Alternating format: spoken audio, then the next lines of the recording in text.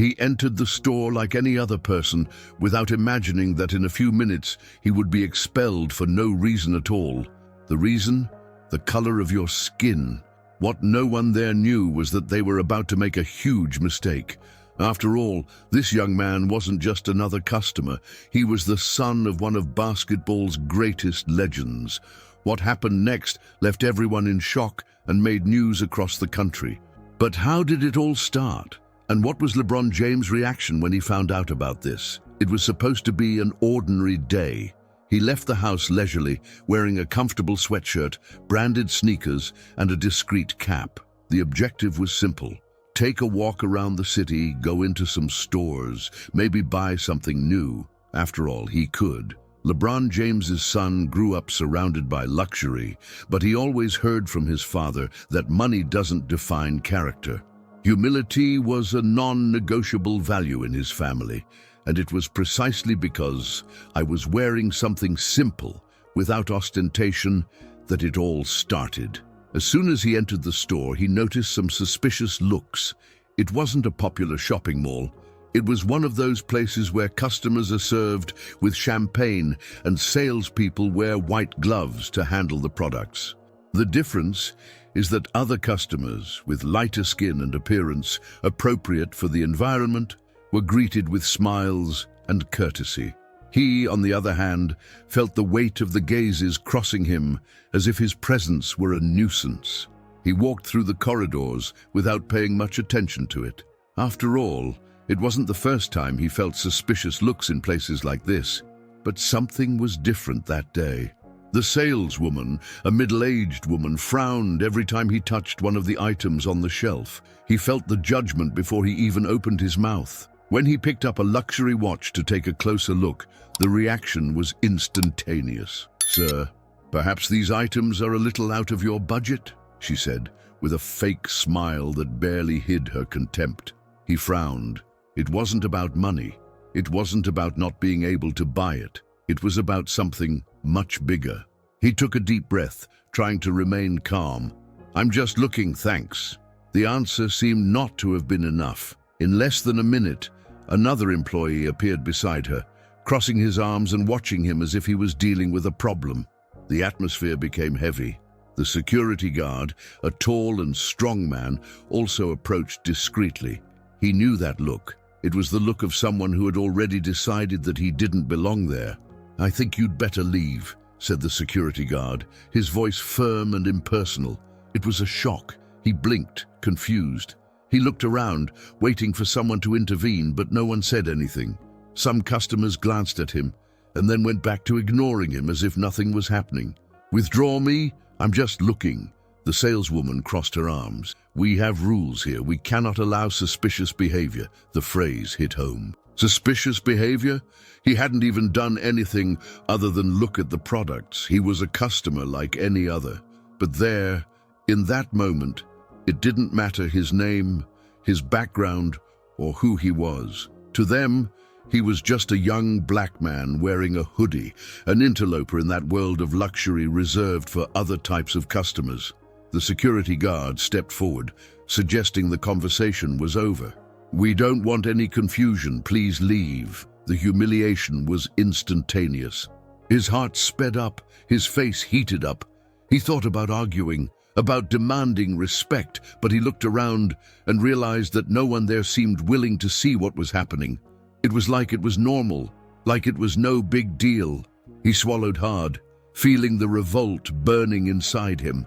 But I didn't want scandals. He didn't want people to say he was exaggerating. I knew how stories like that usually end. He preferred to take a deep breath, turn around and leave. But something inside him was already different. Outside, he leaned against the wall and closed his eyes. How was it possible that, in the 21st century, this still happened? How was it possible that his skin still defined the way people treated him? And more importantly, what would your father say if he knew this? That's when he decided to take out his cell phone and send a message. In just a few minutes, LeBron James already knew everything.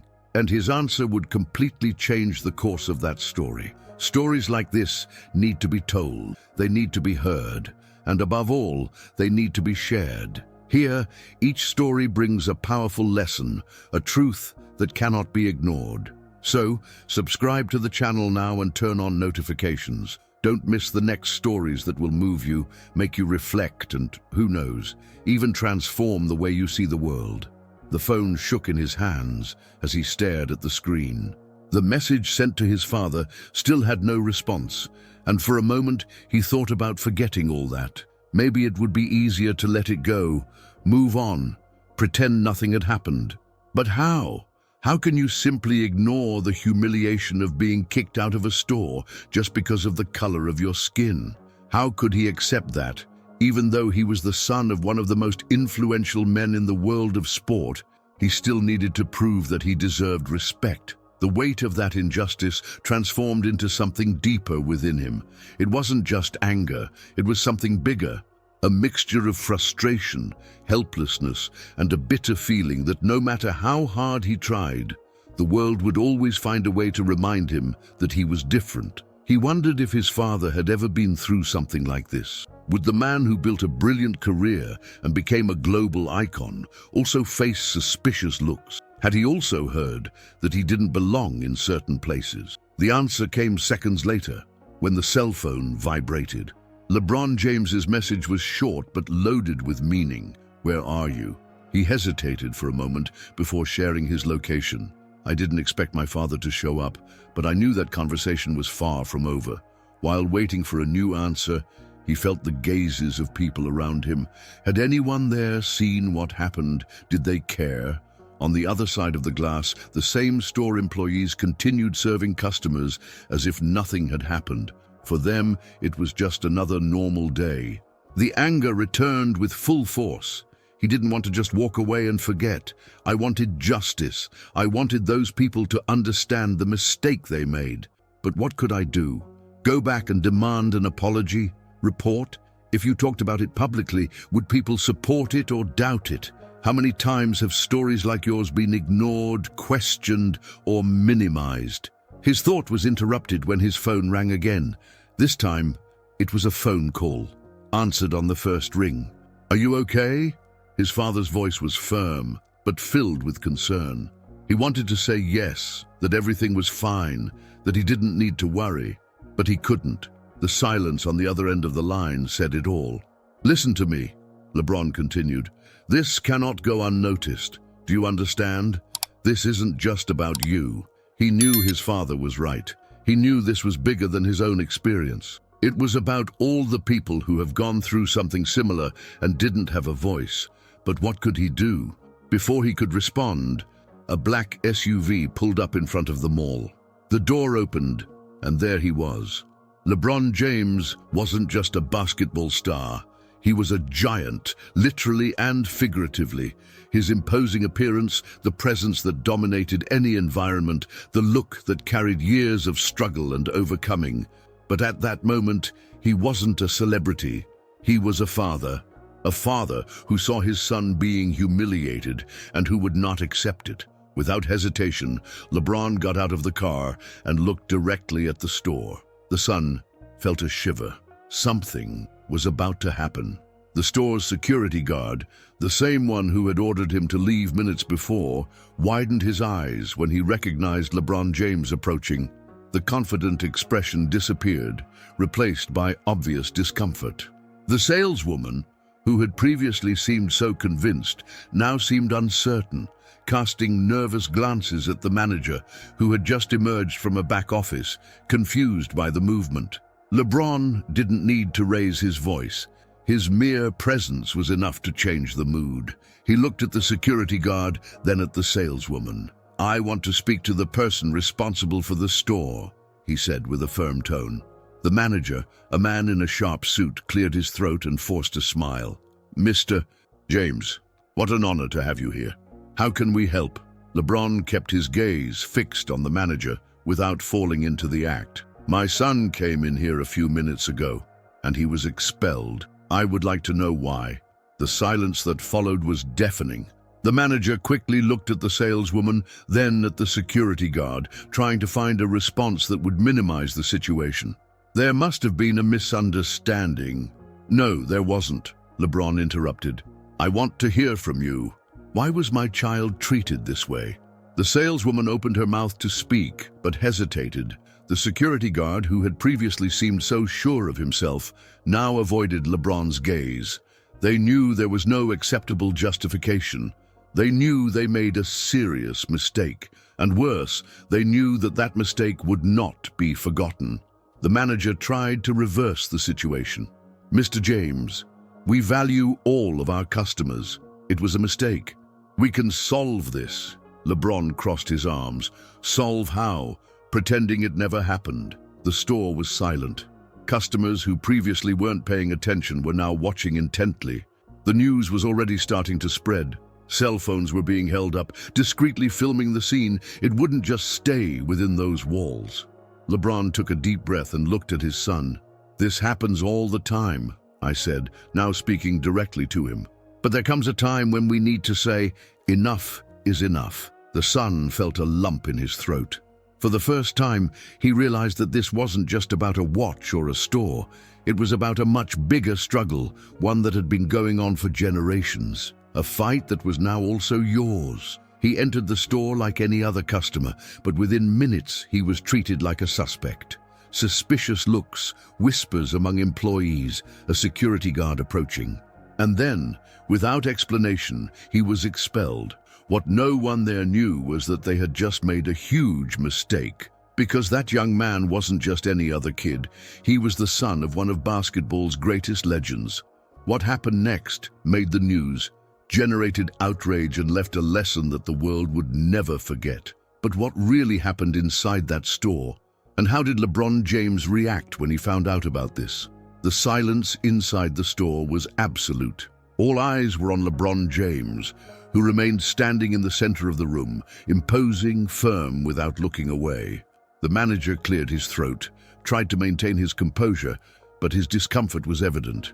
The employees seemed petrified, unable to justify what they had done. The security guard, who minutes before acted with authority, now avoided looking at anyone. The tension was suffocating. LeBron's son, standing next to his father, felt his heart racing. I had never seen him like this.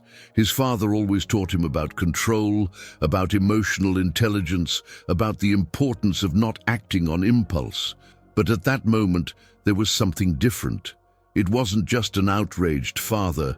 He was a tired man, tired of seeing the same story repeat itself. LeBron took a deep breath and, in a calm but firm tone, said, "I want you to explain to me exactly what happened here." The manager forced a nervous smile. "Mr.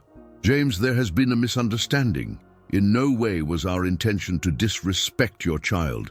LeBron raised an eyebrow. "Misunderstanding? He came here to see the products and was treated like a criminal. This is not a misunderstanding, this is racism." The word was said with force, without beating around the bush, no mitigations. The impact was instantaneous. Some customers who had been pretending not to pay attention were now fully attentive. The employees looked at each other, not knowing what to say. The manager tried to justify himself. "We follow security protocols, Mr. James." LeBron took a step forward. "Protocols based on what? In the type of clothes someone wears? In skin color? Because I guarantee if it was any other millionaire's son that was here, this wouldn't have happened." LeBron's son felt a lump in his throat. He had never seen his father confront anyone like this. Not because he didn't care, but because he always chose his moments. But now it was clear, this was a moment he would not let pass. The situation began to get out of the manager's control, who looked around, realizing that people were recording. The news was already starting to spread across social media. In a few minutes, everything that happened there would be all over the world. And then a third element entered the story. The store door opened, and a man in a dark suit entered with quick steps. He carried an authoritative posture. He was one of the brand's directors, called in a hurry as soon as they found out that LeBron James was involved. "Mr. James, please allow me to clarify the situation," said the director, trying to sound controlled. LeBron crossed his arms. "I'm listening." The director gave a stern look to the manager and employees, who lowered their heads. He knew this was a disaster, a crisis of gigantic proportions for the brand. He tried to reverse the situation. On behalf of the company, I apologize for what happened. This does not reflect our brand values, and we will take immediate action. LeBron remained silent for a moment. The son felt the weight of that moment. It was impressive how his father's presence was enough for everything to change. But what if he wasn't LeBron James's son? What if it was just another young black man? Would anyone have cared? The director continued, "We are willing to offer any reparation you deem fair." LeBron then did something unexpected. He turned to his son and asked, "What do you think? What should happen now?" The young man was speechless for a moment. He never expected the decision to be in his hands. He took a deep breath. He looked at the security guard, the saleswoman, the manager. Then he looked at his father. "I don't want anything for myself. I want you to train your team. I want every person who works here to learn the difference between safety and prejudice. And I want this to never happen to anyone again." The entire store was silent. The director nodded. "This will be done immediately." LeBron looked at his son with pride. There was the real victory. It wasn't about money or compensation. It was about change. To use your voice to make a difference. They turned to leave, and as they walked through the store's door, they knew they weren't just leaving a luxurious place behind. They were leaving a mark on history, one that no one would soon forget. When they left the store, silence still hung in the air. Inside, employees tried to process what had happened. The manager looked to the director for some guidance, but the truth was that no one had an easy answer for that. The damage was done, and now the brand's name was circulating on social media in a context that no one wanted. Meanwhile, outside, LeBron James and his son walked through the mall without exchanging a word. The young man felt a whirlwind of emotions. The humiliation was still there, burning in his chest, but something different was growing inside him. A feeling of strength, of purpose. He had never seen his father act like that. He had grown up hearing stories about racism, hearing advice about how to deal with unfair situations, but he always imagined that because he was the child of who he was, perhaps he was protected from it. Now he knew better. No amount of fame or money would make you immune to judgment, and perhaps that was the biggest lesson I could learn. After a few minutes of silence, LeBron finally spoke. "This will never be easy. But what you did in there, it was powerful." The son looked at him, trying to understand. "I only said what was right." LeBron smiled slightly. "And that's exactly what makes the difference." They went to the car. But before getting in, the son took out his cell phone. Notifications exploded. Videos of the confrontation in the store were already circulating everywhere. Comments were divided between support and outrage. People shared their own stories, some similar, some even worse. In a matter of minutes, what had happened there was much more than an isolated incident. As he watched the repercussions, he realized that his voice now had a much greater range than he imagined. What once seemed like just a moment of humiliation now turned into a turning point. This was not an empty experience. It was a calling. LeBron placed his hand on his son's shoulder. "You have a choice now. You can let this be just a bad memory, or you can use this experience to change something." The young man took a deep breath. He understood what his father meant. For years, he followed LeBron's initiatives off the court. Schools for underprivileged children, incentive programs for young black people, powerful speeches about equality and justice. Now, for the first time, I felt like I could truly be part of this fight. The following day, the luxury brand released an official statement, issuing a public apology and announcing that it would implement a training program against racial discrimination in all of its stores. Some called it a damage control strategy. Others said it was the least they could do. But regardless of the motivation, something had changed. The young man knew that it didn't erase what happened, but it meant that his experience was not in vain. And perhaps that was the biggest victory. He realized that no matter what surname he carried, the struggle for respect was still real. But now, he was no longer afraid of her. I knew who it was. I knew what it represented. And he knew he had the power to use his voice so that other people wouldn't have to go through what he went through. He looked at his father and smiled. "I think I understand now." LeBron returned the smile. "Welcome to the game." This story is not just about a young man kicked out of a store. It's not just about a mistake made by employees or a brand trying to repair its image. This story is about something much bigger. It's about how even today there are still invisible barriers that insist on separating people simply because of who they are. It's about how prejudice can be present in the most unexpected places, disguised as norms, protocols, or simple misunderstandings.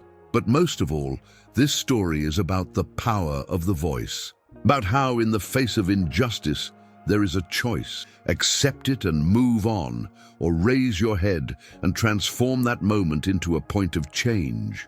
LeBron James's son could have chosen to forget what happened, could have swallowed the humiliation and moved on with his day, as so many have done before him. But he decided to do it differently. He decided to question, expose, demand changes. And this decision wasn't just for him. It was for everyone who has gone through something similar and never had the opportunity to be heard. LeBron knew this better than anyone. He himself has faced countless situations of racism throughout his life, from when he was just a boy from Akron to today as one of the greatest legends in world sports. But the great lesson he always carried and passed on to his son is that success and money are not shields against prejudice. True power is in how you react to it. This experience became a turning point for the young man.